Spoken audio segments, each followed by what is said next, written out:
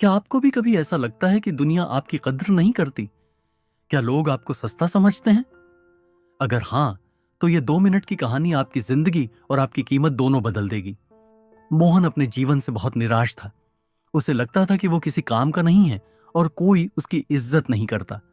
वह एक बाबा के पास गया और रोते हुए पूछा, बाबा, मेरी कोई कीमत नहीं है। मैं धरती पर बोझ हूं। मेरे जीवन का क्या मूल्य है? बाबा ने मुस्कुराते हुए अपनी झोली से एक चमकदार लाल पत्थर निकाला और मोहन को दिया। बाबा बोले, बेटा, पहले इस पत्थर की कीमत पता करके आओ, लेकिन ध्यान रखना, इसे बेचना नहीं है, सिर्फ कीमत पता करनी है। मोहन पत्थर लेकर बाजार गया। उसे एक सब्जी वाला मिला। मोहन ने पूछा, भाई, इस पत्थर के बदले क्या दोगे? सब्जी वाले ने पत्थर को एक साधारण खिलौना समझा और कहा, ले जा भाई, इसके बदले मुझसे 2 किलो आलू ले ले, बच्चे खेल लेंगे। मोहन ने मन में सोचा, शायद मेरी कीमत भी 2 किलो आलू जितनी ही है। वह आगे बढ़ गया। आगे उसे शहर की सबसे बड़ी जौहरी की दुकान दिखी, जिसके मालिक सेठ जी थे। मोहन अंदर गया और डरते हुए वह पत्थर दिखाया। जैसे ही सेठ जी ने वह पत्थर देखा, उनकी आंखें फटी की फटी रह गईं। उन्होंने तुरंत पत्थर को मखमल के कपड़े पर रखा और बोले, अरे मूर्ख बालक, यह तो अनमोल रूबी, माणिक है।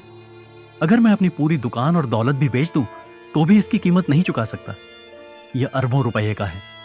मोहन सन्न रह गया। वह दौड़ा दौड़ा वापस बाबा के पास आया। मोहन ने बाबा को सब बताया, आलू वाले की बात भी और सेठ जी की बात भी।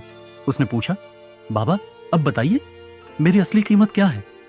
बाबा ने शांति से कहा, बेटा, तेरा जीवन भी इसी पत्थर की तरह है।